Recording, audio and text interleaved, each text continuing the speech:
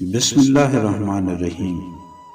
شروع کرتا ہوں اللہ کے نام سے جو بڑا مہربان اور نہایت رحم والا ہے۔ مکڑی کا گھر سب سے کمزور گھر ہوتا ہے۔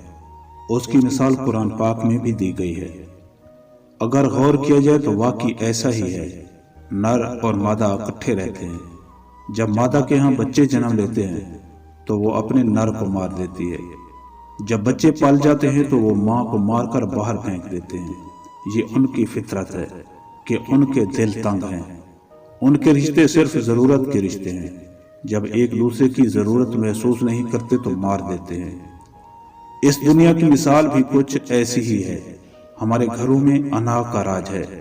ایک دوسرے کے یوں دل توڑ جاتے ہیں کہ ایک دوسرے کو کہہ دیا جاتا ہے کہ میں تمہارے لیے اور تم میرے لیے مر گئے۔ ہم تو انسان ہیں، ہم کو تو محبت و خلوص اور دلوں میں وسعت پیدا کرنی چاہیے۔ دل کو اتنا چھوٹا نہیں کرنا چاہیے کہ دل میں کسی کے لیے جگہ ہی نہ رہے۔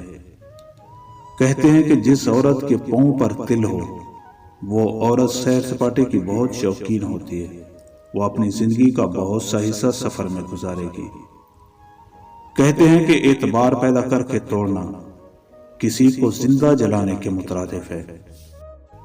پہلے لباس میلے مگر دل صاف ہوا کرتے تھے، اور آج لباس تو صاف ہیں مگر دل میلے ہو چکے ہیں۔